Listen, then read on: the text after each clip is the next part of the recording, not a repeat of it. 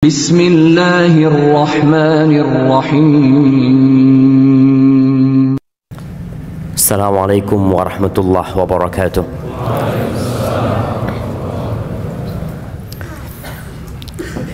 Alhamdulillah Rabbil alamin. Segala puji bagi Allah, Rabb, pemilik, pencipta, pengatur alam semesta ini. Indonesia hanya bagian kecil dari kerajaan Allah Azza wa Jalla. Bumi tempat kita berdiri di atasnya itu milik Allah Azza wa Jalla. Allah menciptakan bumi ini untuk satu tujuan, tapi banyak manusia yang lupa dengan tujuan tersebut. Dia sibuk berlari, dia sibuk berkejar-kejaran, mencari sesuatu yang kalau didapat dia tinggal. Wabihi nasta'in ala umurid dunya waddin. Dan dengannya kita minta pertolongan kepada Allah, kita minta pertolongan dalam menghadapi urusan dunia kita dan urusan agama kita. Ana punya banyak masalah dalam kehidupan ini, baik dalam urusan ibadah ana, dan ana juga punya masalah dalam urusan dunia ini bersama rekan-rekan kita, teman-teman kita. Ada yang punya masalah sama atasannya, sama perusahaannya, urusan dunia. Kepada siapa kita meminta pertolongan? Kepada yang punya bumi ini, Allah Azza wa Jalla. Mau urusan itu besar, urusan itu kecil, hanya kepadanya kita minta pertolongan. Wassalatu wassalam ala sayyidil mursalin wa imamil muttaqin qaidil ghurril muhajjalin sayyidina wa maulana Muhammad wa ala alihi wa ashabihi ajma'in. Salawat dan salam semoga senantiasa tercurahkan untuk penghulunya para utusan Allah, untuk imamnya orang-orang yang bertakwa, untuk yang termulia di antara umat manusia yang kelak menjadi pemimpin di padang mahsyar untuk orang-orang yang beriman, baginda Nabi kita Muhammad sallallahu alaihi wasallam, yang hari ini hari Jumat jemaah, harinya bersolawat buat Nabi alaihi salatu wassalam. Sebelum matahari terbenam nanti, antum sekarang ini lagi ribut urusan apa? Urusan ngitung. Urusan ngitung.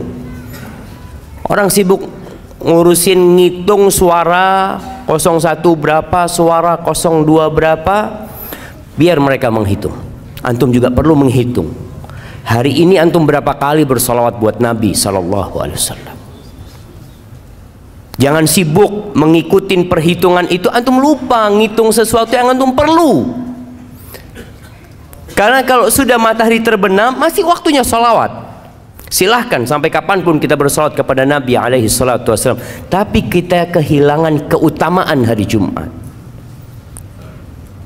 yang merupakan sayyidul ayyam, khairu yaumin tala'at fihi syams. Sebaik-baiknya hari yang terbit matahari pada waktu itu Yaumul Jum'ah, hari ini syama. Maka manfaatkan waktu yang ada untuk banyak bersalawat kepada Nabi alaihi salatu wassalam, kepada keluarga beliau, kepada istri-istri beliau, kepada putra-putri beliau, dan kepada para sahabat Nabi, yang terutama Abu Bakar Siddiq, Umar bin Khattab, Uthman bin Affan, dan Ali bin Abi Thalib radhiyallahu ta'ala anhum ajma'in. Amma ba'd. Jamaah rahimakumullah, apa tema kita hari ini? Bekal di alam kubur. Sebenarnya semua sudah tahu apa sih yang harus kita bawa ke kuburan. Ketika antum dikasih tahu oleh ayah antum, nak, besok kita mau berangkat. Kemana ayah? Kita mau camping. Semua anak bawa bekalnya masing-masing. Bapaknya ngasih tahu, tempat camping kita becek. Tempat camping kita banyak ularnya. Tempat camping kita di sebuah lembah yang terkadang bisa jadi ada hujan dan akan banjir, akan tenggelam tempat itu. Ketika informasi ini disampaikan, kemudian besoknya berangkat, ada anak-anak yang tidak bawa bekalnya, dia tidak akan bisa menyalahkan orang tuanya. Ketika sampai sana dia nggak bawa tenda, sampai sana dia udah tahu nanti gelap gulita, dia nggak bawa penerangan, dia nggak bawa lampu. Salahnya siapa? Salahnya dia. Dan kalau bicara kuburan, kita udah tahu kuburan itu seperti apa. Antum berangkat ke kuburan, antum melihat sebuah lokasi yang sunyi, senyap, yang semua orang punya kapling sendiri-sendiri. Bahkan kalau sekarang ada orang yang kuburannya itu harus diperbaharui, sewanya tiap 2 tahun, bayar lagi. Padahal cuma 2 kali 1 meter, lobang yang sempit, yang kalau kita berangkat ke sana, mungkin sebagian di antara antum pernah menggali kuburan. Antum bisa bayangin ketika gali kuburan itu. Ini tempat aneh yang terakhir. Sebesar apa rumah yang antum miliki, seindah apa antum membuat sebuah bangunan tempat tinggal antum sama keluarga antum, tapi kita semua harus tahu tempat balik kita sama. Mau orang paling kaya di muka bumi ini, mau orang paling berkuasa di Indonesia ini, jabatannya paling tinggi di negeri kita, presiden, yang sekarang semua berebut untuk jadi presiden, nanti akhirnya akan ada di lubang itu, sama dengan tukang sampah. Masya Allah. Dan rame-rame ketawa-ketawa di sana, cuma. Ana izin minum dulu, cuma.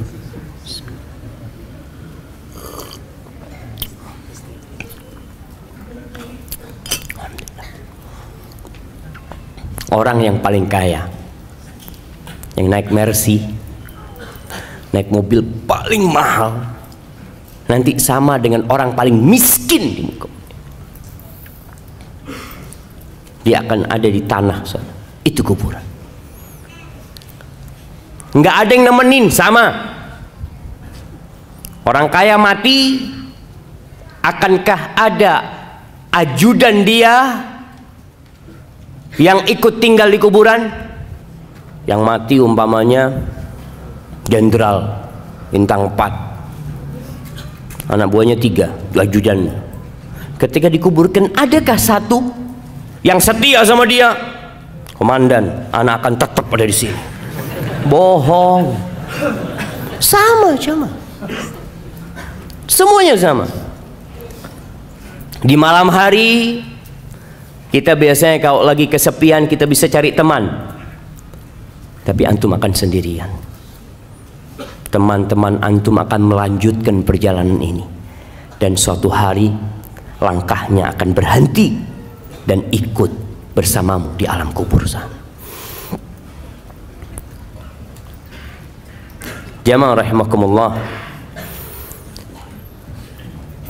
kalau kita melihat dahsyatnya kuburan, walaupun kalau kita ngelihat dari luar biasa-biasa aja sih Ustaz. Seorang tabi'in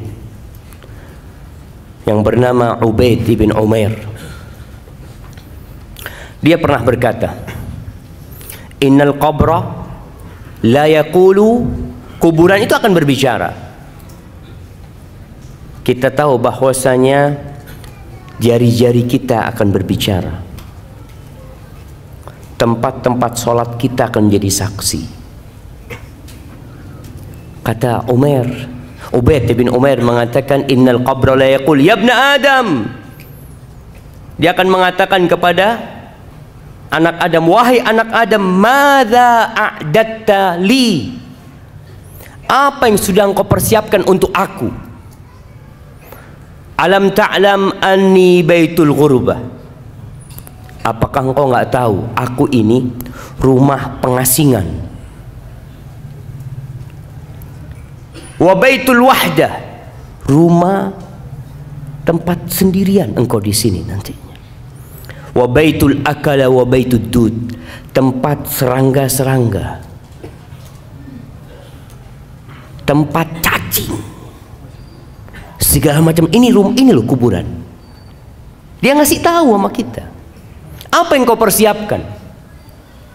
Kalau kita lihat manusia sibuk membangun rumahnya, kamarnya, jangan rumahnya, dia punya rumah, oke biasa rumahnya, dia punya kamar, dia hiasin, dia bikin keramik khusus, dia pasang wallpaper, tiap tahun diganti wallpapernya, dia pasang AC, karena dia ingin nyaman di situ.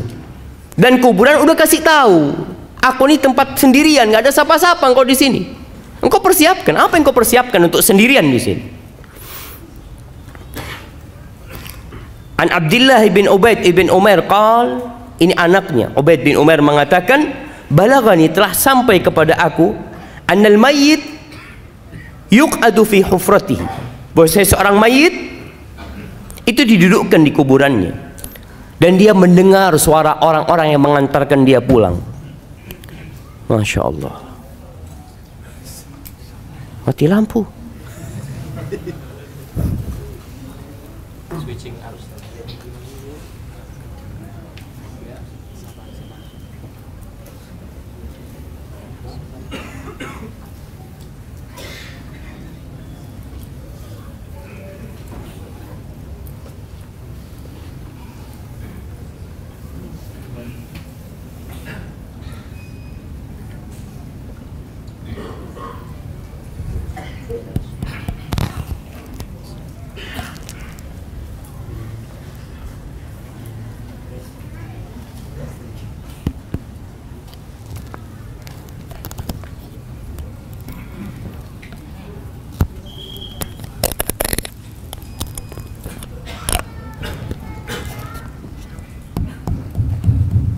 Masya Allah.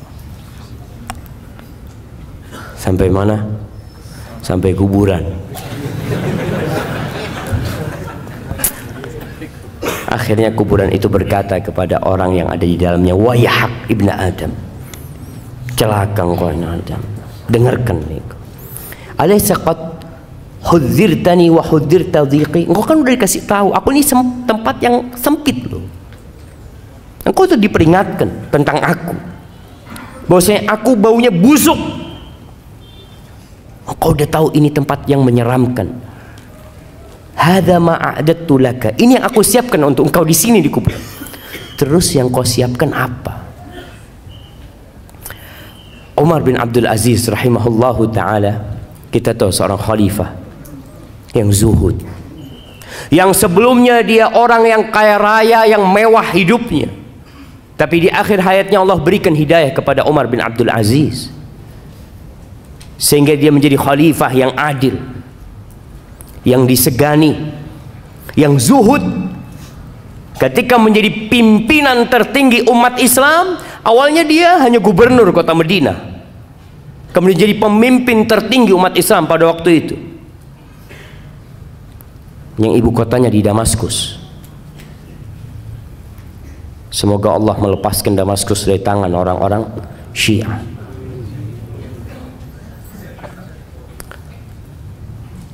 Ketika dia jadi khalifah, dia pernah berkata kepada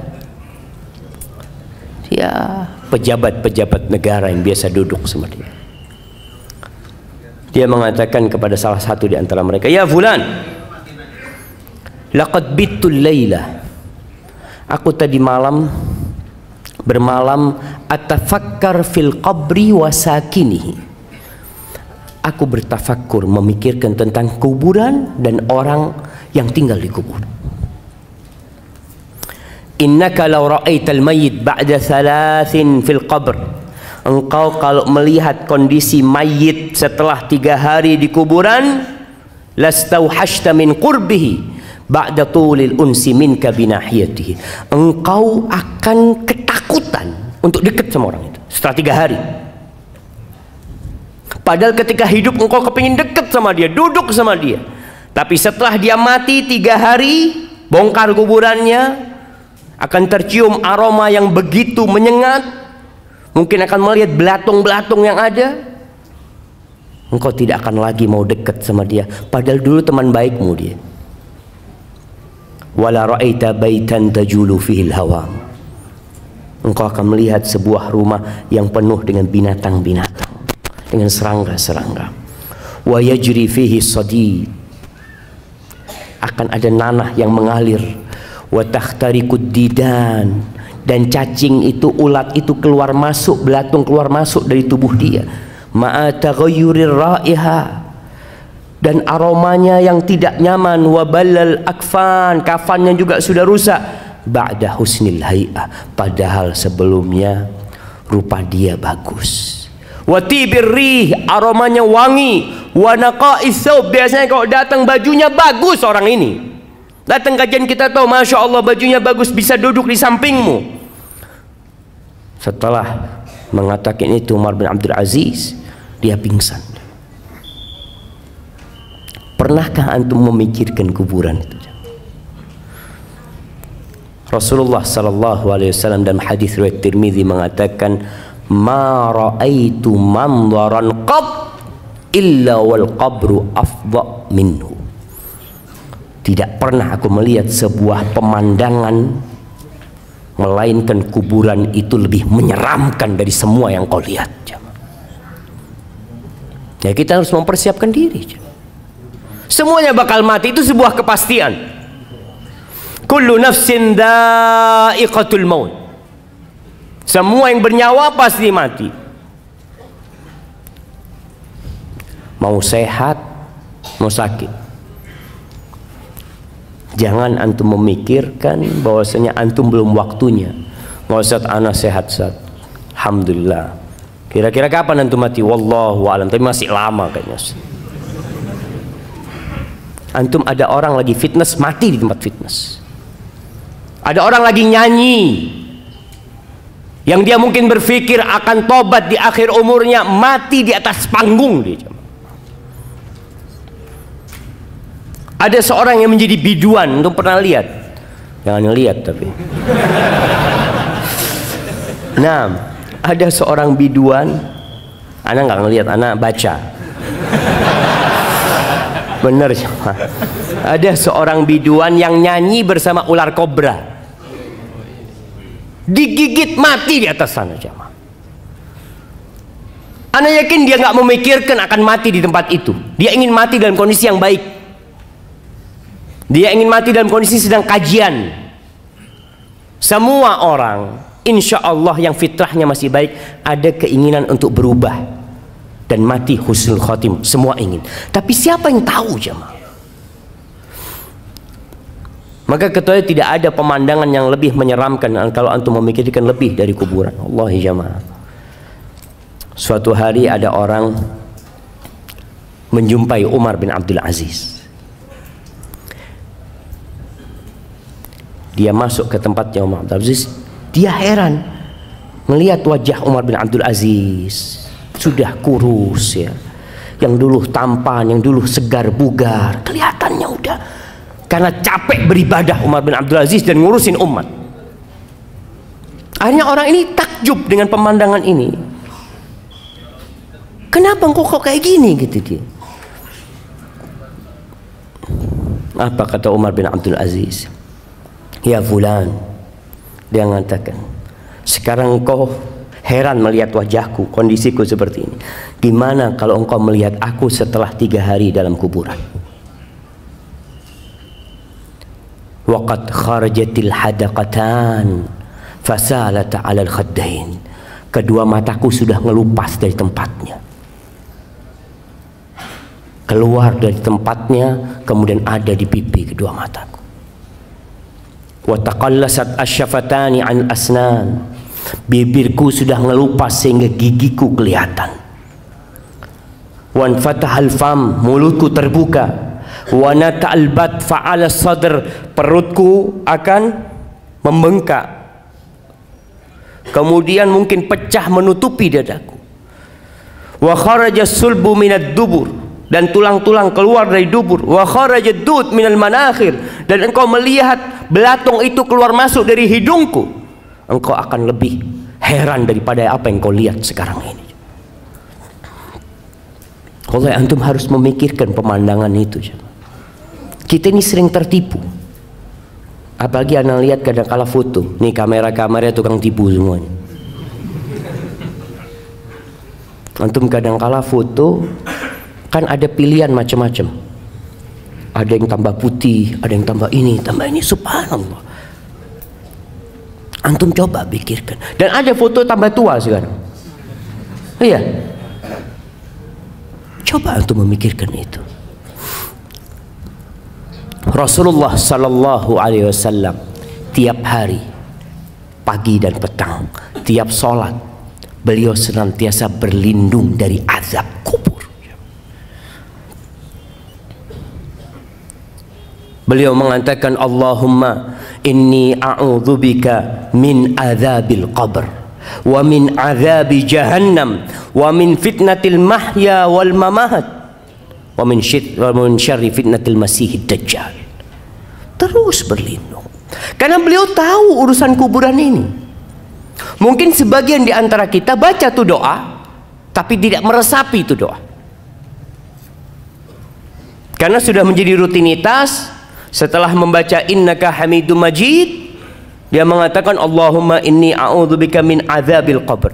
Antum bisa bayangin ketika antum menunjuk dan antum memikirkan kuburan, bagaimana ketika daging itu sudah ngelupas, ketika antum tinggal sendirian, nggak ada lagi yang peduli sama antum. Antum nggak bisa menambah amalan sedikit.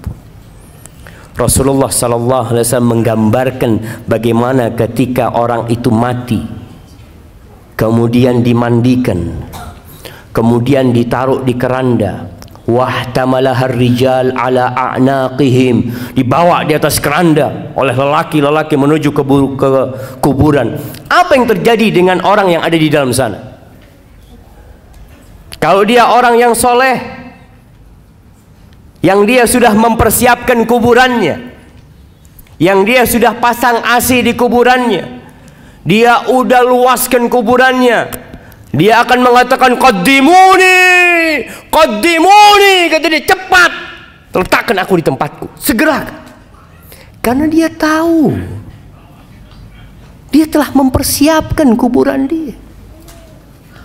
Wa in kana ghaira dzalik, tapi kalau orang ini bukan orang yang soleh, orang yang belum mempersiapkan kuburannya, yang dia sibuk mempersiapkan rumahnya di dunia, dia sibuk dengan jabatannya. Masya Allah, antum bisa melihat kesibukan orang berebut jabatan sekarang. Kalau lupa dia dengan kuburannya, orang itu akan berteriak mengatakan, ya wailaha aina yadhhabuna biha. Celaka nih orang-orang, mau dibawa kemana jenazah itu? Mau dibawa kemana tubuhku itu? Kata dia. Kenapa? Karena dia tidak memikirkan kuburannya. Sebagian orang bangun kuburan, setelah mati dibangun kuburannya. kuburannya dikasih atap, ya biar nggak kehujanan dalam ya. Kesian dibohongin bapaknya sama anaknya. Dikasih ini, ayah anak belikan marmer yang bagus. Apa gunanya buat ayahnya? Antum harus pikirkan gimana ayahmu di dalam sana, luas kuburannya. Oh kalau gitu Ustaz, ana mau beli tanah 1 hektar lah buat kuburan ayah. Tetap kuburan ayah 1x2, walaupun tanahnya 1 hektar. Tetap. Antum pikir orang-orang sekarang di Jakarta yang punya kuburan-kuburan besar, apa namanya? Sandiago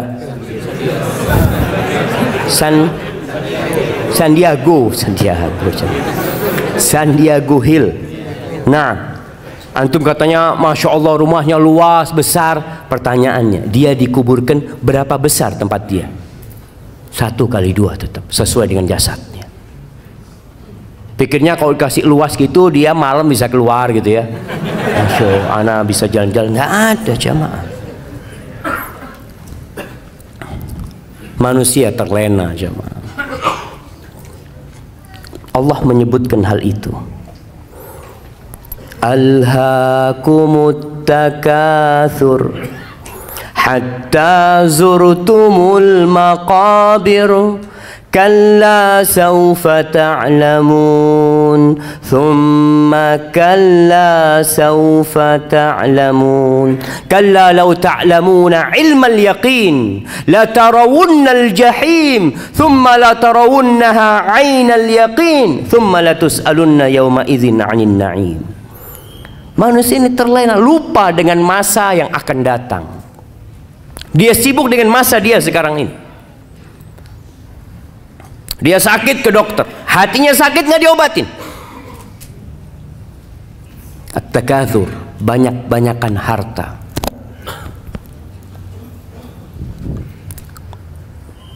Mencari kekayaan boleh, silahkan. Antum bekerja, mencari dunia tapi untuk akhirat.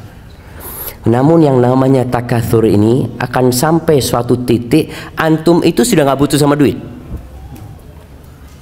Antum kalau buka berangkas besi antum lihat rekening antum sudah cukup sampai umur antum 100 tahun. Tapi kenapa terus cari duit? Kalau orang berpikir cukuplah, ana mau istirahat, mau beribadah, duitnya ini cukup, ana punya duit 1 triliun. Kira-kira cukup buat berapa tahun 1 triliun? Kalau tiap bulan antum habis 1 miliar, anggap 1 miliar antum 1 tahun 12 miliar, 10 tahun 120 miliar. Cukup lah. Berapa tahun jamaah? 80 tahun kira-kira. Nah, antum sekarang umurnya sudah 60 tahun. Antum coba mikir, cukup sudah. Tapi orang itu alhaakumut takatsur, terus bermewah-mewahan, berbanyak-banyakan harta. Boleh antum jadi orang kaya, dan anak harap semua yang di masjid ini jadi orang kaya tapi bertakwa. Dia capek dari pagi sampai sore cari fulus, kemudian dia pasang keramik di dalam kuburannya. Ya dengan amal soleh jamaah. Jangan antum pasang keramik sekarangnya anak udah cukup. Aduh kayaknya kurang bagus. Boleh pasang TV di sana. Antum kalau orang soleh kuburannya itu maddal basar. Kita itu senang nonton jamaah, senang melihat yang indah-indah. Allahu Akbar. Anak kadang kala pegang HP sama anak-anak, melihat tempat-tempat yang indah. Ya Allah, bagus banget. Nanti antum di kuburan itu akan dibukakan jendela, antum bisa melihat surga Allah Subhanahu wa taala. Datang aroma-aroma yang wangi jamaah. Kalau antum mempersiapkan untuk itu jamaah.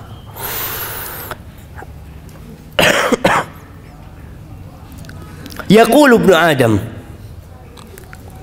Anak manusia ini berkata, mali, mali, mana hartaku, mana hartaku.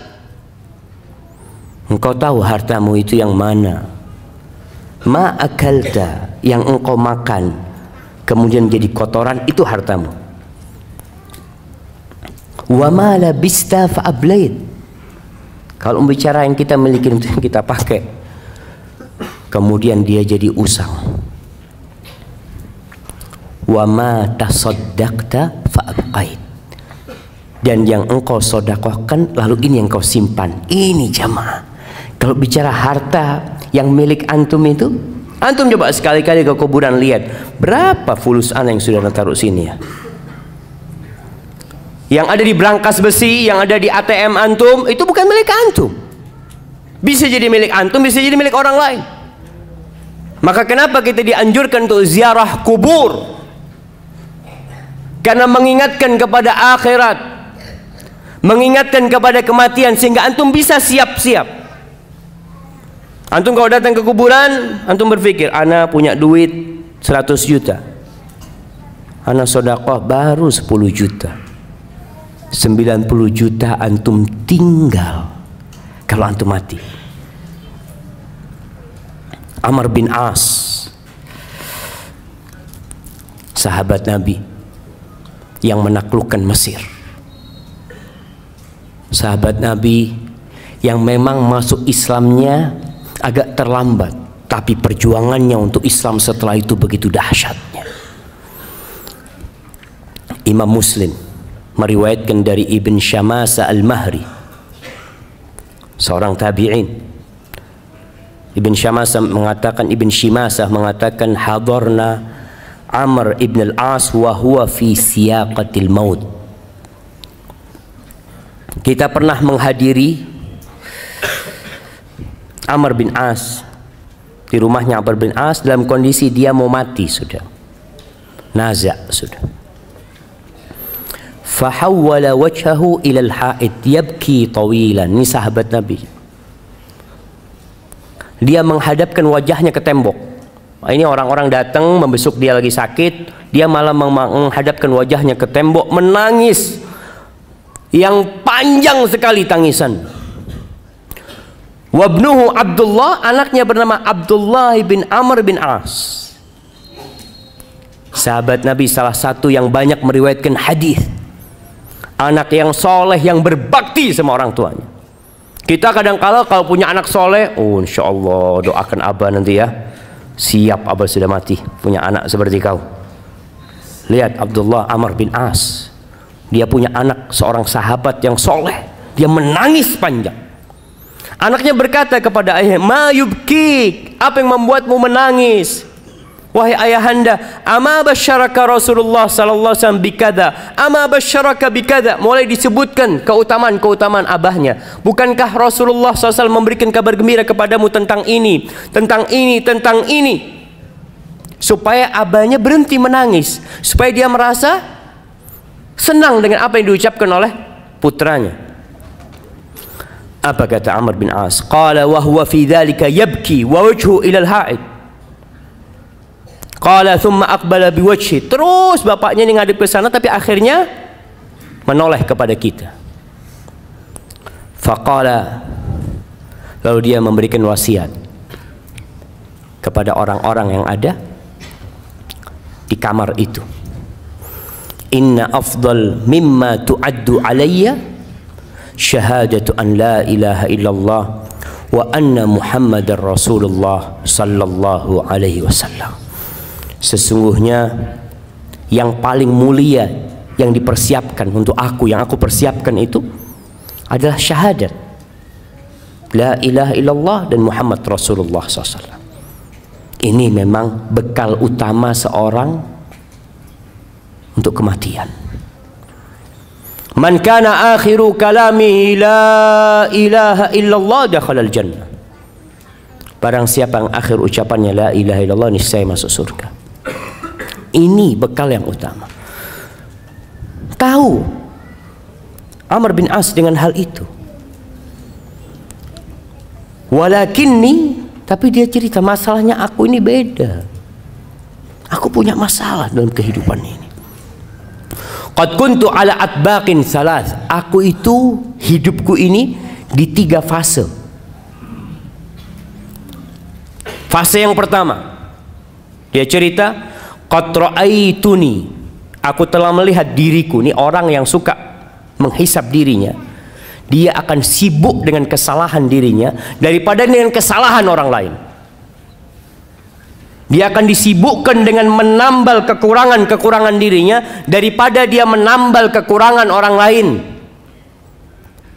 Amr bin As tahu dengan dirinya, dia bercermin, maka dia mengatakan, qad ra'aituni, aku telah melihat diriku, ma minan nasi min ahadin abghad ilayya min Rasulillah SAW. Di fase yang pertama itu, tidak ada satu manusia yang lebih aku benci daripada Rasulullah SAW. Bagaimana bencinya Amr bin As kepada Nabi SAW. Wala ahabbu ilayya min an astamkina minhu fa'aqtulahu. Dan bagaimana ambisiku pada waktu itu bisa membunuh Nabi SAW. Falau mittu ala tilka tabaqah lakuntu min ahli nar. Andai kata aku mati dalam fase itu, niscaya aku jadi penghuni neraka, pasti sudah, kata dia. Kemudian di fase kedua, thumma ja'alallah al-islam fi qalbi. Kemudian Allah memberikan hidayah kepada aku, menjadikan Islam di hatiku. Lihat bahasanya, Amr bin As mengatakan, Allah yang bagi Islam sama aku. Jangan merasa antum telah berbuat baik sama Allah Azza wa Jalla.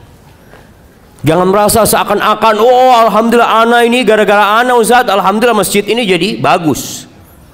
Ana yang punya peran besar, masjid ini jadi ramai jamaahnya. Jangan bilang seperti itu.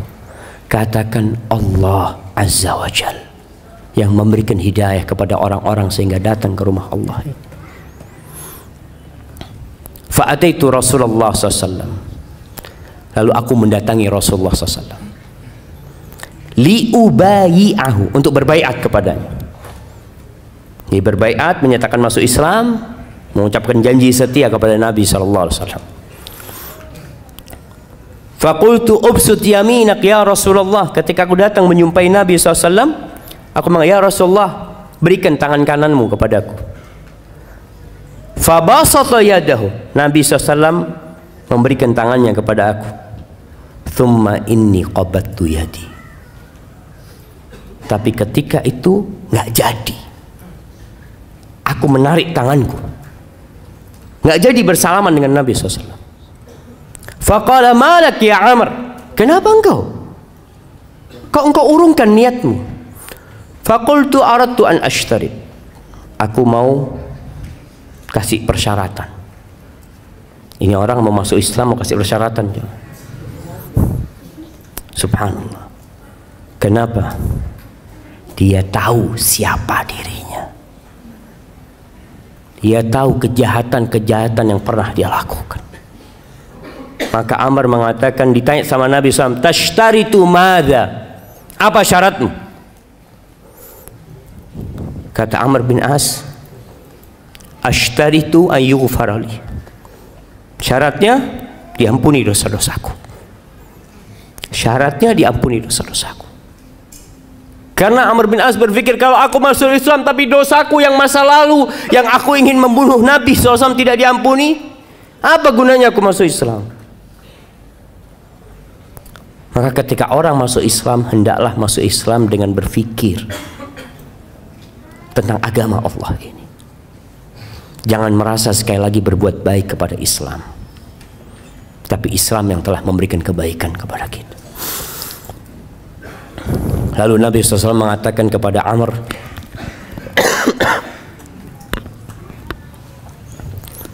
Ama alimta ya Amr anna al-Islam yahdi ma kana qabla. Wahai Amr, apa engkau nggak tahu kalau seorang dengan masuk Islam semua dosa-dosa dia dihapuskan. Wa annal hijrata tahdi ma kana qabla, dan hijrah itu menghancurkan dosa-dosa masa lalu. Hijrah dengan fisiknya, hijrah dengan hatinya, dosa-dosa masa lalu dia selesai. Wa annal hajj yahdi ma kana qabla, haji Itu juga sebuah amalan yang menghapuskan dosa-dosa yang sebelumnya. Lalu Amr bin As menyebutkan tentang dirinya lagi. Faqad ra'aituni, setelah itu aku melihat diriku, ma minan nasi ahadun ahabbu ilayya min Rasulillah SAW, wala ajallu fi aini minhu. Enggak ada orang yang lebih aku cintai daripada Nabi SAW. Enggak ada orang setelah itu yang lebih aku agungkan daripada Nabi SAW. Walau su'iltu wala ajallu fi aini minhu, di mataku enggak ada orang yang lebih agung, yang lebih wibawa daripada Nabi SAW. Andai kata ada orang minta kepada aku agar aku mensifati, menceritakan bagaimana wajah Nabi SAW, ma'ataqtu, aku nggak bisa.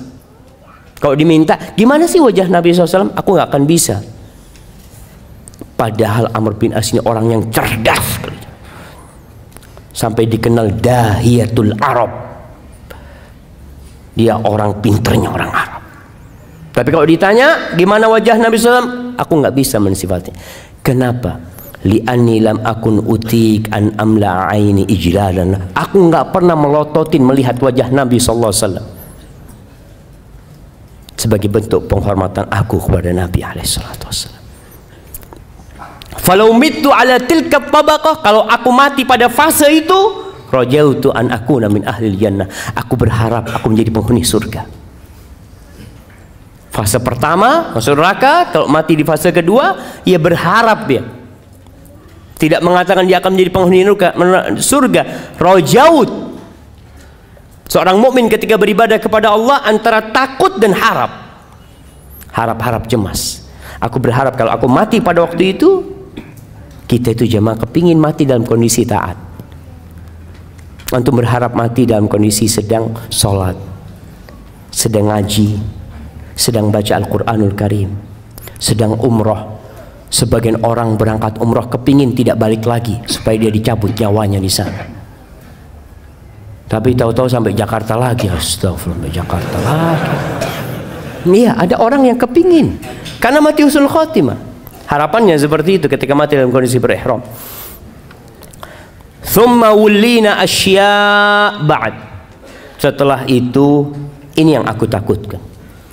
Setelah meninggalnya Rasulullah SAW, kita dikasih kekuasaan. Ini buat para penguasa, para pejabat, apa saja kekuasaanmu. Biasanya orang kalau duduk di jabatannya mulai berubah. Yang awalnya di soft pertama, akhirnya jadi imam buat orang-orang masbuk. Jadi imam dia, tapi khusus buat orang-orang masbuk. Allahu Akbar. Wulitu asya' ba'd falastu adri ma ana fiha au ma hali. Aku nggak tahu kondisi aku ketika aku menjabat. Jadi gubernurnya Mesir Amr bin As. Subhanallah. Amr bin As ini jamaah, kalau antum baca sejarah Amr bin As, pada waktu menyerang Mesir, di perjalanan itu dia berhasil menghadang rombongan anaknya Muqawqis, raja Mesir pada waktu itu. Putrinya itu dikirim ke Palestina untuk menikah dengan salah satu raja Romawi. Nama putrinya Romunusa apa? Dengan emas, dengan macam-macam dikirim untuk ke sana karena sudah dinikahkan. Ketika ditangkap oleh Amr bin As, Amr bin As itu mengatakan kepada para sahabatnya, kalian ingat Raja Muqawqis itu pernah kirim hadiah buat Nabi kita Sallallahu Alaihi Wasallam. Pernah kirim bagla. Bagla itu campuran antara kuda sama keledai. Kasih hadiah buat Nabi, bagla yang bagus, dan mengirimkan seorang budak, Maria Al-Qibtiyah. Gimana menurut kalian kalau kita balas kebaikan raja itu agar tahu dengan kebaikan Nabi kita Muhammad SAW? Itu dibalikin rombongan itu ke Mesir, jemaah. Jadi banyak kebaikan Amr bin As radhiyallahu ta'ala. Maka dia mengatakan, Aku nggak tahu kondisi aku ini gimana sekarang. Fa idza ana mittu fala tashabni naihatun wala nar.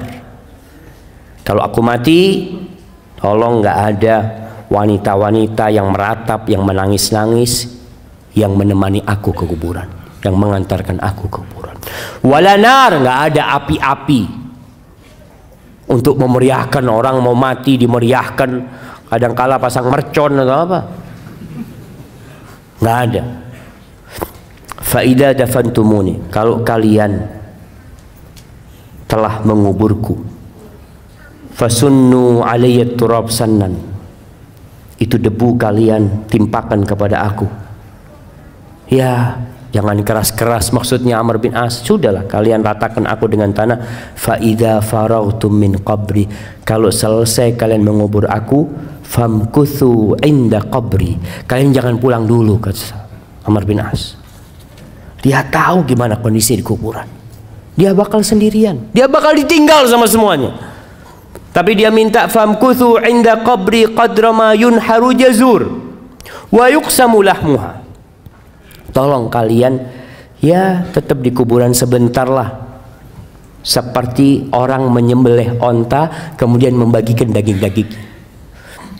Ya, berapa menit kalian tetap di sana. Fa ini asta'nis bikum, supaya aku tidak merasa kesepian. Dia takut ditinggal. Hatta a'lam madza uraji bihi rusul rabbi, sehingga aku tahu bagaimana aku menjawab pertanyaan-pertanyaan mungkar dan nakir. Ahibati fillah, orang ketika mati itu diikutin oleh 3 hal. Yatba'ul mayyit salas.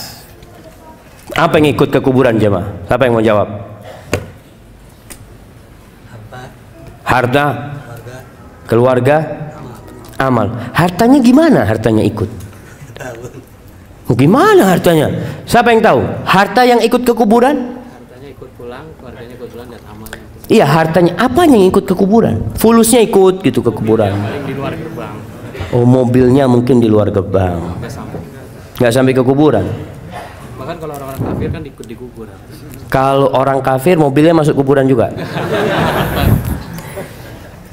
Barakallahu fikum. Nah, para ulama ketika berbincang harta kok bisa ikut sih? 3 yang ikut. Yarji'u itsnan wa yabqa wahid. Yang 2 balik ke rumah, yang 1 tinggal sama antum. Yatba'uhu ahluhu. Keluarganya ikut, jelas kalau keluarganya ikut. Ingat perempuan-perempuan, ana masih ngelihat di daerah Jabodetabek ini, kalau ngubur jenazah perempuan-perempuan itu ikut ke kuburan. Nggak usah lah antum anti bagi perempuan tinggal di rumah. Rasulullah SAW pernah melihat wanita-wanita di jalan ke kuburan. Ditanya sama Nabi SAW, kalian ikut memandikan jenazah? La. Kalian ikut mengangkat jenazah? La. Kalian ikut ngubur jenazah? La. Irji'na ma'zurat, kalian pulang bawa dosa. Ngapain kalian ke kuburan kalau ternyata kalian tidak ngapa-ngapain di sana? Yang ada nangis-nangis ya di kuburan, akhirnya pingsan, orang nggak ngurusin jenazahnya, ngurusin istrinya ini. Apalagi kadangkala, subhanallah, perempuan ini jamaah. Semoga Allah memberikan hidayah kepada perempuan-perempuan dan kepada antum juga semua, pada kita semuanya. Anak kadangkala, Allahu a'lam, Allah yaghfir lana dzunuban, melihat perempuan di kuburan itu masih pakai lipstik. Astagfirullah, mau ke kuburan pakai lipstik jemaah. Kadangkala maka keluarganya ikut, anaknya ikut, pamannya ikut, keponakannya ikut, masya Allah. Sebagian anak ya, nasihat anak buat anak yang tinggal di luar kota, kalau orang tuanya meninggal dunia, suruh kuburkan segera tanpa nunggu antum.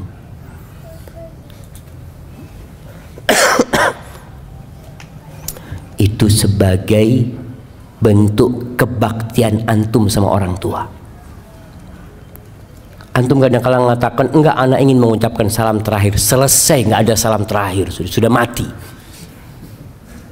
Seharusnya engkau dampingin orang tuamu sebelum mati. Jangan ketika dia mati disuruh nunggu anaknya 24 jam. Anaknya di luar pulau, ditunggu padahal sudah meninggal, tempat dia bukan di muka bumi ini lagi. Selesai, katakan kuburkan orang tua anak. Engkau gimana? Nggak apa-apa, yang penting orang tua anak sampai ke tempatnya. Engkau datang, kemudian engkau datang ke kuburannya, boleh sholat jenazah di atas kuburan. Sholatin di atas kuburan. Nggak harus nunggu antum.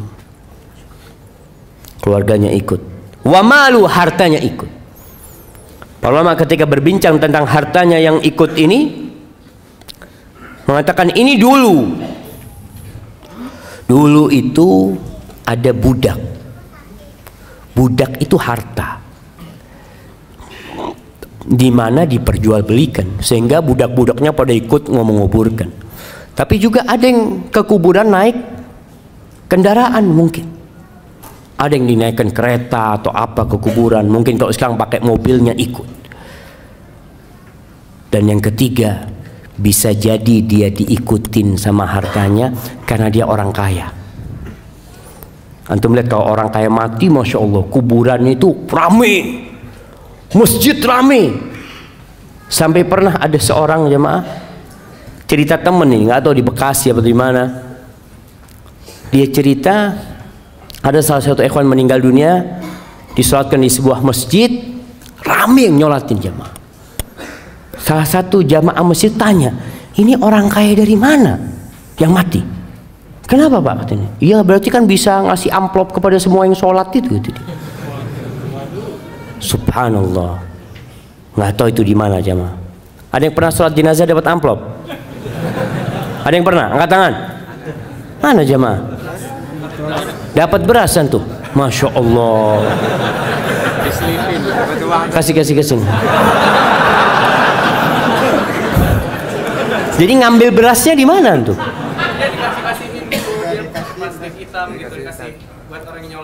Buat orang yang nyolatin, Masya Allah. Ada yang dapat fulus? Masya Allah. Dapat berapa tuh? Dapat berapa? 50? 30, Masya Allah. Kasih hadiah.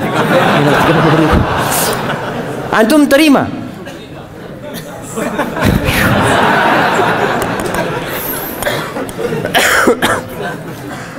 Iya, tadi ketika orang kaya raya banyak yang nyolatin karena dia orang terhormat di kampungnya, ikut. Tapi selesai itu pulang. Wa yabqa wahid. Yang tinggal di kuburan itu tinggal satu, yaitu amalan dia. Ketika orang-orang pergi, amalan itu akan datang sama dia. Kalau dia orang soleh, amalan itu datang dalam wujud seorang manusia yang tampan, wajahnya indah, pakaiannya bagus. Dia perlu teman di kuburan sana. Lalu ditanya sama orang yang sudah di kuburan, man anta? Wajhuka alladhi ya'ti bil khair. Wajahmu ini wajah orang baik gitu loh. Dan bajumu baik, kata dia. Kata orang ini, ana amaluka saleh. Aku amal solehmu, kata dia. Kemudian kuburan yang sempit itu yumaddu lahu maddal basar. Dibentangkan sepanjang mata memandang, lebih luas daripada rumah dia di muka bumi. Kalau orang punya rumah, ya rumahnya masih tertutup tembok, ya mah. Tapi di kuburan sepanjang mata memandang luas dia. Kemudian dibukakan tadi jendela, dia melihat ini tempatmu di surga, kata dia. Lalu orang soleh ini akan mengatakan, dauni, biarkan aku kasih kabar kepada keluargaku supaya nggak nangis lagi mereka sudah. Katilah, engkau tinggal di sini, selesai sudah urusanmu dengan dunia. Tapi kalau amalnya amal soleh, amal toleh, amal buruk, sama juga akan diam di situ. Datang seorang dengan wajah yang menyeramkan, dengan aroma yang busuk. Lalu orang ini di kuburan melihat orang itu ketakutan, mengatakan, mana anta? Kamu siapa kamu? Wajahmu wajah yang mendatangkan keburukan, aromamu busuk. Apa kata orang ini? Ana amaluka toleh. Aku amalanmu. engkau dulu yang beramal aku seperti ini. Lalu kuburan itu disempitkan buat dia dan dibukakan jendela menuju ke neraka, sehingga datang kepada dia panasnya neraka itu.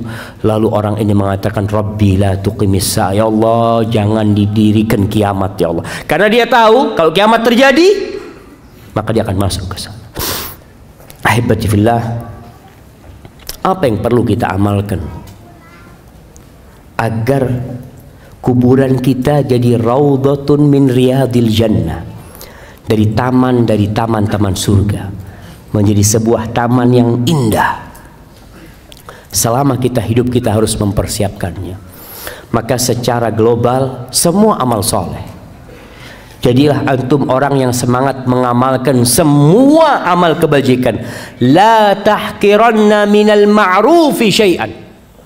Jangan pernah meremehkan amal soleh walaupun kecil menurut antum. Walau antalqa akhaka biwajhin taliq, walaupun engkau hanya berjumpa dengan saudaramu dengan wajah yang berseri-seri. Ini buat teman-teman yang udah ngaji. Antum setelah ngaji itu seharusnya senyum antum lebih banyak kepada tetangga, kepada rekan-rekan antum, supaya masyarakat di kampung itu merasakan antum nih jadi baik sekarang setelah hijrah.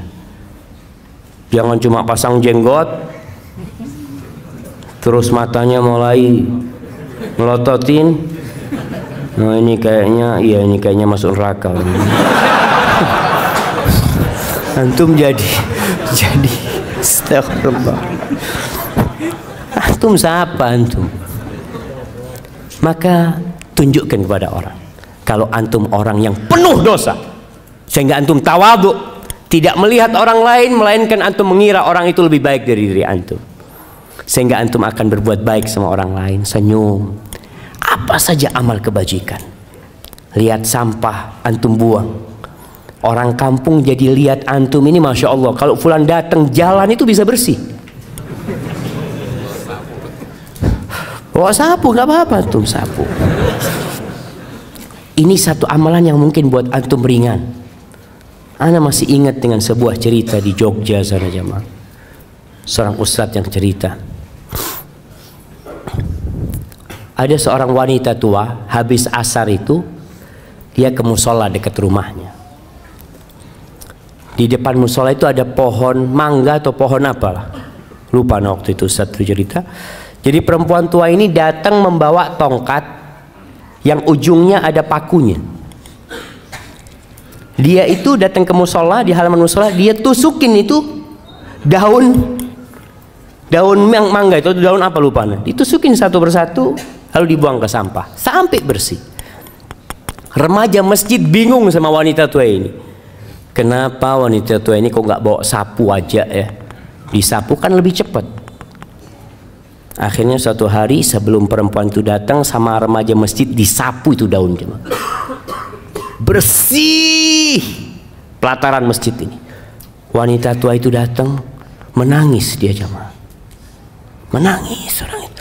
Bingung akhirnya remaja masjid, kenapa ya Allah, apa yang sudah kita lakukan? Ibu-ibu kan seharusnya gembira gitu loh, nggak capek-capek lagi nyapuin gitu kan, seharusnya jazakallah khair udah selesai, makasih banyak. Apa kata ibu tua ini? Anak itu dengan setiap daun yang anak ambil itu, anak bersolawat buat Nabi SAW. Mungkin orang nggak tahu jamaah, tapi Allah tahu dengan amalan antum. Kita perlu punya amalan yang tersembunyi, yang tidak ada manusia yang tahu, yang mudah-mudahan itu yang menjadi penerang kuburan kita. Di antara amalan yang bisa membuat kuburan kita penuh dengan keindahan, disebutkan dalam hadis riwayat Muslim dari Salman Al-Farisi bahwa Rasul sallallahu alaihi wasallam mengatakan, ribatu yaumin wa lailatin khairun min siyami syahrin wa qiyami. Seorang yang berjihad di jalan Allah, yang menjaga perbatasan-perbatasan negeri Islam, dia berjaga-jaga di sana, itu lebih baik daripada dia puasa sebulan penuh, qiyamul lail sebulan penuh. Wa in mata ujriya alaihi amaluhu alladhi kana ya'mal. Kalau dia mati dalam kondisi seperti itu, amalan itu akan terus dikirimkan kepada dia pahalanya. Wa ujriya alaihi rizku. Rizkinya akan disampaikan kepada dia. Wa aminal fattan. Dan dia akan selamat dari fitnah kubur nanti. Kemudian termasuk yang menyelamatkan dari azab kubur adalah orang yang mati syahid, di mana dia tidak akan difitnah di kubur. Cukup pedang-pedang yang terhunus yang mungkin menyebabkan dia takut dan kaget, itu menjadi fitnah dia di dunia, sehingga di kuburan dia akan diselamatkan. Kemudian membaca sebuah surat yang terdiri dari 30 ayat. Masya Allah. Al-Mulk, Masya Allah, kirimkan ke sana. Kata Nabi SAW, 30 ayat tashfa' li sahibiha hatta ghufira lahu. Ada 30 ayat yang akan memberikan syafaat kepada orang tersebut sehingga orang itu diampuni dosa-dosanya, yaitu suratul Mulk. Dianjurkan dibaca tiap malam. Antum baca suratul Mulk. Ada orang baca surat supaya kaya. Ini supaya anak dapat fulus banyak ini. Ingat, orang yang beramal untuk dunia Allah kasih. Allah kasih. Antum sodakoh untuk sembuh, Allah sembuhkan antum. Boleh, silahkan. Tapi jangan cuma minta dunia. Mintalah akhirat, jamaah. Antum baca Quran, yakini dengan setiap huruf itu 10 kebaikan. Kemudian dengan setiap ayat itu seperti antum, Masya Allah, mendapatkan seekor onta yang gemuk. Dan untuk pahala antum di akhirat, insya Allah dunia ini Allah akan berikan kepada antum. Tapi kalau antum minta dunia, ya sudah dikasih urusan dunia, akhirat nggak dapat apa-apa. Karena antum memang hanya meminta dunia. Maka berusaha untuk memperbanyak amal soleh. Ziarah kubur. Sekali-kali antum datang ke kuburan, sehingga antum di sana bisa berpikir, apa yang sudah ana persiapkan? Sudah berapa banyak bekal antum? Antum jangan berbangga dengan tubuh antum yang indah, yang perempuan, yang kadangkala selalu memoles wajahnya. Ingat, nanti kedua matamu akan keluar dari matamu. Pipimu yang indah akan lobang berisi belatung. Perutmu semua juga akan penuh dengan kotoran. Hingga hal itu membuat kita mempersiapkan diri apa yang akan kita lakukan. Karena Rasul SAW mengatakan, aksiru dzikra hadhimil ladzat. Kalian banyak-banyak mengingat pemutus kelezatan. Pemutus kelezatan, yaitu kematian. Hadza wallahu a'lam bishawab. Itu yang bisa saya sampaikan pada kesempatan kali ini. Semoga mendorong kita di bulan Sya'ban ini untuk banyak-banyak beramal soleh, untuk bertobat kepada Allah atas dosa-dosa yang kita lakukan. Baik. Namanya ada pertanyaan yang sudah dijawab dalam penjelasan tadi. Ustaz, bagaimana hukumnya kalau kita diwasiatkan untuk menguburkan orang tua di kota A, sedangkan saat ini orang tua kita tinggal di kota B yang jaraknya 6-8 jam perjalanan dari kota A? Apakah mengikuti wasiat itu atau dikuburkan di tempat tinggalnya? Jazakallah khair. Gak apa-apa, wasiat itu selama tidak bertentangan dengan agama boleh dilaksanakan. Kalau ada orang meninggal dunia di Jakarta umpamanya, dia wasiat tolong ana dimakamkan di Mekah umpamanya.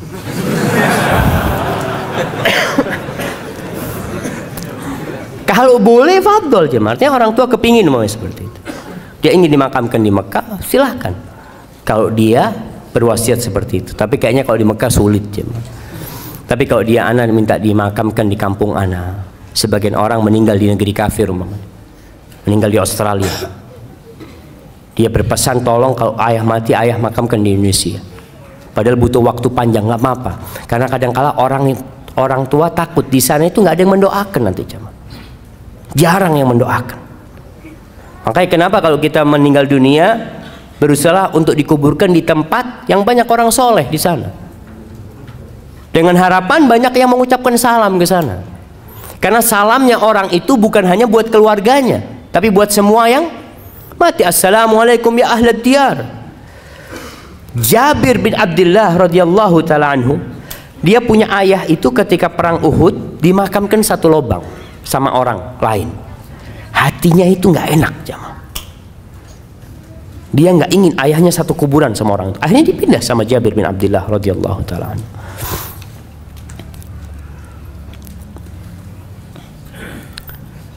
Allahu akbar.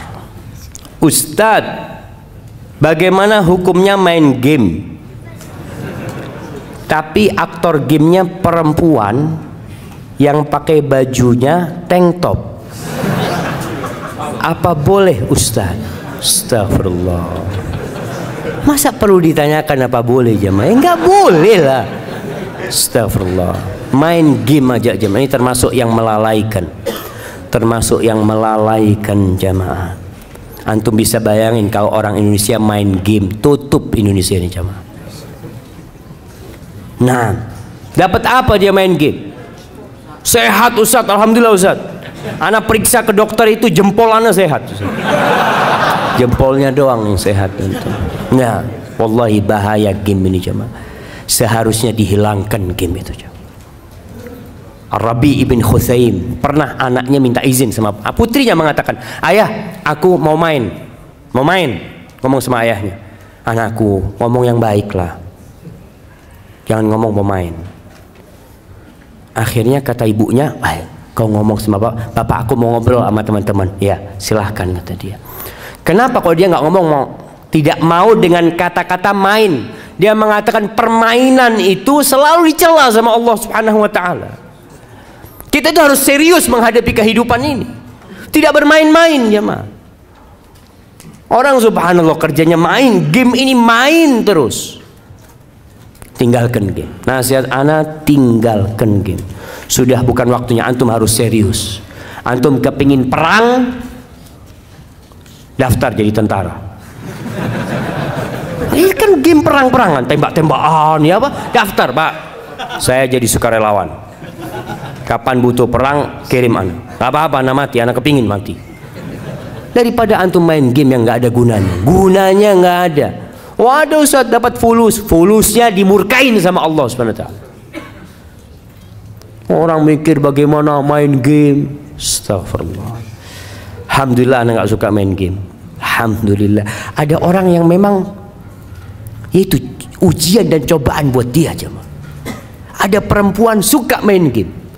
Akhirnya sampai suami sama suaminya main game bareng. Astagfirullah. Di rumah ana banyak sekali semut, kecoa dan kelabang. Sudah beberapa kali anak usir. Masya Allah, gimana untuk usirnya? Dengan dibersihkan, disapu, dipel, masih saja Ustaz. Lalu sekarang anak semprot pakai baygon. Anda lihat sedih sekali matinya mereka. Berdosa ke anak Ustaz. Ingat, semut itu termasuk binatang yang tidak boleh dibunuh. Ketika mengganggu boleh dibunuh. Tapi selama tidak mengganggu, antum melihat ada semut lewat ya, ngapain ini? Ambil baygon antum, bunuh dia. Antum biar dia mau lewat, mau main kemana gitu, seperti itu. Nah, artinya kalau mengganggu boleh dibunuh. Tapi kalau kelabang sama kecoa boleh, dia termasuk serangga yang bolehlah dihilangkan karena memang apalagi kelabang yang berbahaya itu. Ustadz, saya seorang istri yang sudah, masya Allah, sudah jangan ditaruh lagi ke atas. Ustadz, saya seorang istri yang sudah berhijrah, tapi suami saya belum. Dan untuk sholat 5 waktu nggak pernah Ustadz. Padahal saya selalu mengingatkan suami untuk sholat. Yang saya tanyakan, apakah masih ada surga di suami saya buat istrinya? Apa yang harus saya lakukan Ustaz? Nah, berusaha untuk diperbaiki. Karena kondisinya anti memang menikah sama dia dulu, bukan melihat kepada agamanya. Artinya bertahun-tahun anti hidup sama dia itu aman-aman saja. Ketika anti berhijrah, Antum melihat ada masalah di suami, kasih nasihat. Kalau nasihat dari anti tidak bisa masuk kepada dia, lewat orang tuanya. Kalau sudah nggak mungkin kasih nasihat, anti boleh gugat cerai. Gugat cerai. Sebagian ulama dalam mazhab Hambali berpendapat orang yang meninggalkan sholat full sama sekali tidak sholat sudah kafir, sehingga pernikahannya sudah batal secara otomatis. Itu dalam sebagian mazhab Hambali, karena orangnya dianggap murtad. Tapi dalam mazhab Syafi'i tidak, dia masih muslim tapi yang melakukan dosa besar. Engkau punya hak untuk cerai. Mudah-mudahan dengan engkau gugat cerai, kalau ditanya apa masalahnya, masalahnya dia nggak sholat. Kalau dia sholat, aku tidak akan gugat cerai. Maka insya Allah dengan cara itu semoga suamimu dapat hidayah. Artinya tujuannya itu supaya suami berubah. Barakallahu fikum. Dan bagaimana azab kubur bagi orang yang berselingkuh dan berzina? Dan apabila bertobat, bagaimana cara agar tetap istiqamah? Rasulullah SAW ketika Isra Mi'raj, beliau melihat azab kubur, jamaah. Khususnya buat orang-orang yang berzina, beliau melihat ada lelaki dan wanita di dalam tungku, kayak di dalam tungku jamaah, yang atasnya sempit, bawahnya lebar, kayak gentong gitu jamaah. Yang atasnya sempit, di bawah itu ada api. Jadi ketika api itu membara, mereka naik ke atas, dibakar mereka. Mau keluar nggak bisa keluar. Tahu-tahu api itu redup sekali. Nanti dibakar lagi. Karena orang berzina biasanya nafsunya naik kemudian turun. Seperti itu dibakar terus sampai kiamat. Antum bisa bayangin, antum punya jari. Cobalah kalau antum mau coba ya. Antum pasang korek, coba 1 menit lah. Kalau kuat 2 menit. Antum nggak kuat. Orang-orang yang kurang imannya, mereka lah yang akhirnya melakukan dosa zina. Sehingga Nabi SAW mengatakan, la yazni zani wa huwa mu'min. Tidaklah seorang berzina dalam kondisi berzina dia beriman. Imannya itu keluar jam ketika dia melakukan perzinahan itu. Karena kalau dia beriman, dia dilihat sama Allah Azza wa Jalla ketika melakukan perzinahan itu, dan Allah murka dengan perbuatan itu. Ingat jemaah, ada suatu hari yang semua akan dibongkar. Walaupun istrimu nggak tahu, suamimu nggak tahu, orang satu kampung nggak tahu, tapi Allah tahu dengan perbuatan tersebut. Dan azab kubur menanti sebelum nanti diazab pada hari kiamat. Na'udzubillahi minan nar. Assalamualaikum Ustaz. Apakah jika seorang ketika sudah meninggal di dalam kuburnya sempit dan gelap, masih memungkinkan bisa terang dan lapang berkat doa anaknya yang soleh? Nah, masih memungkinkan. Masih memungkinkan. Artinya seorang yang meninggal dunia memang amalannya putus kecuali 3. Yang pertama, ilmu yang bermanfaat. Nah, idza mata ibnu Adam, itu hadisnya. Ilmu yang bermanfaat, ilmu yuntafa'u bihi. Maka berusahalah antum punya ilmu yang bermanfaat. Apa contohnya? Ngajar ngaji antum. Artinya antum yang bisa ngaji, berangkat ke masjid, saya mau ngajar ngaji, nggak apa-apa, sudah orang-orang tua mau belajar sama saya mau ngajar ngaji. Atau ilmu umum yang bermanfaat, yang orang itu dapat manfaat dari ilmu tersebut, silahkan antum ajarkan. Yang kedua, sedekah jariyah. Sedekah jariyah, sedekah yang terus berlanjut jamaah. Bangun masjid, gali sumur buat orang, antum menyekolahkan orang, masukkan pesantren, anak biayain, dia berilmu, belajar dengan uang antum, insya Allah antum dapat pahala ketika dia ngajarkan ilmu tadi, karena antum sudah memberikan biaya kepada mereka. Jadi sedekah jariyah. Yang ketiga, awaladin salihin yad'ulahu, anak soleh yang mendoakan. Sebenarnya kalau bicara doa, doa dari semua orang itu Allah dengarkan. Ketika sholat jenazah, yang doa bukan cuma anaknya, temannya berdoa, pamannya berdoa, istrinya berdoa, orang kampung berdoa. Allah insya Allah kabulkan doanya. Tapi anak soleh ini nggak putus doanya. Kalau kita, ya terus terang Anda sendiri merasakan Anda punya teman baik meninggal dunia. Di awal-awal tiap hari Anda doakan, setelah itu lupa. Antum juga merasakan punya istri meninggal dunia, Masya Allah, pekan pertama doa terus, Allahumma gfir laha warhamha. Pekan ketiga kawin lagi antum. Selesai, kadang-kala lupa. Tapi kalau anak bagaimanapun insya Allah akan berdoa terus, dan itu bisa meringankan azab buat orang tuanya.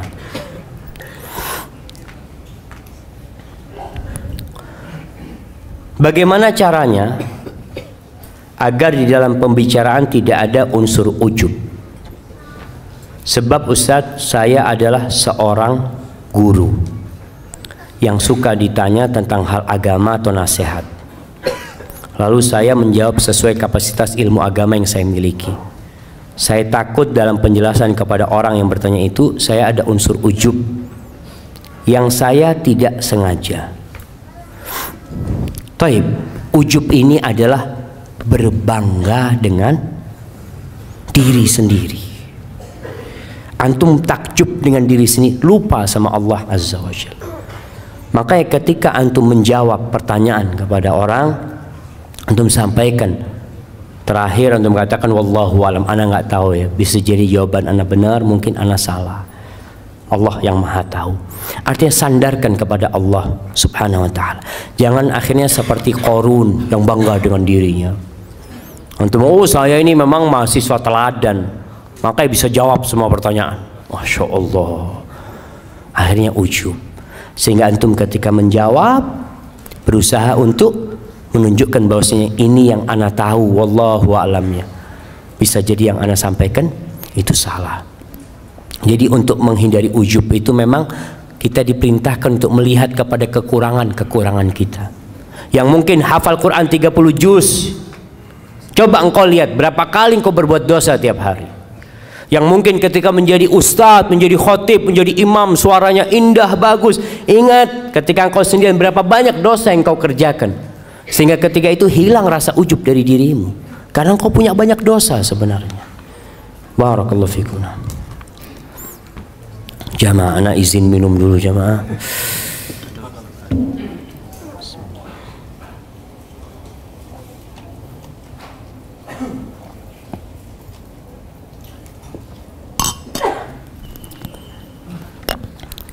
Assalamualaikum. Alhamdulillah.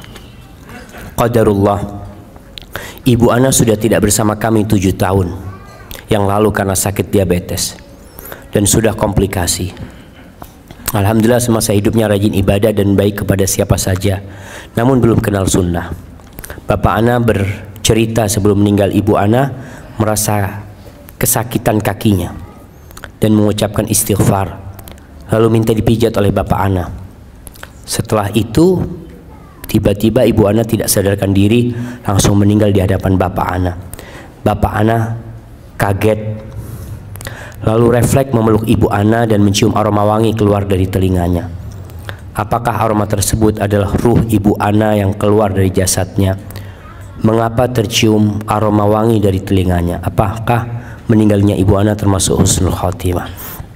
Jamaah, memang orang yang soleh ketika keluar itu dalam bau yang wangi sekali.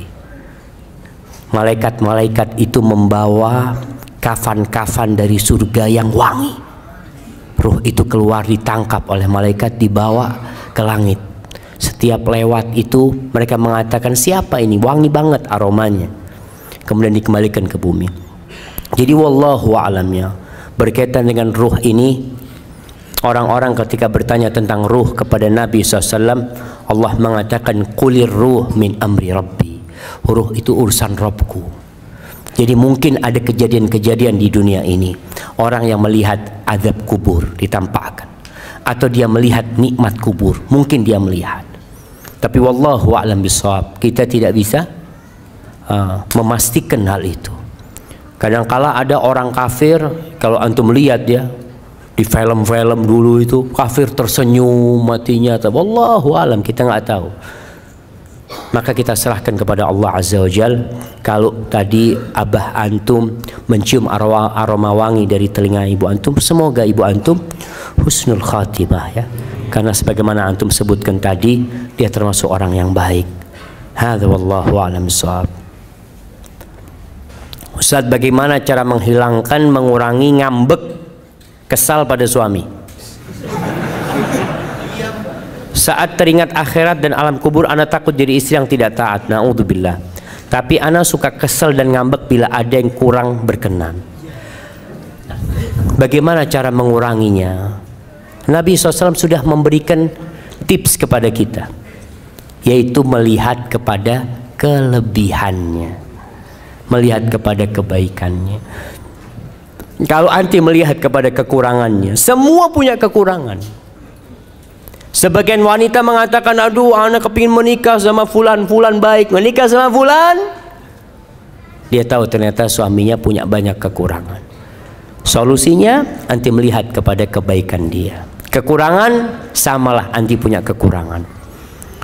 Suamimu bukan malaikat dan engkau bukan bidadari. Dan lihatlah kepada kekurangan dirimu. Masya Allah. Kayaknya udah suruh berhenti anaknya semua.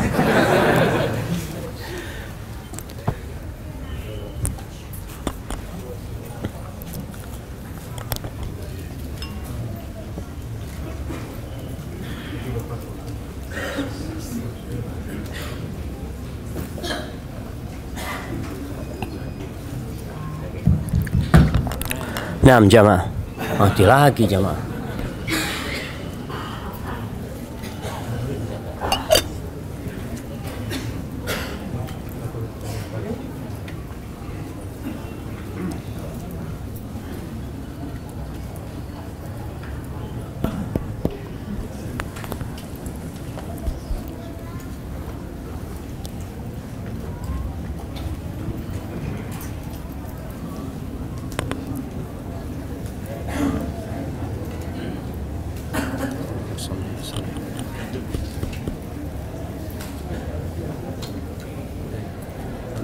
Penutup lah, masalah tutup.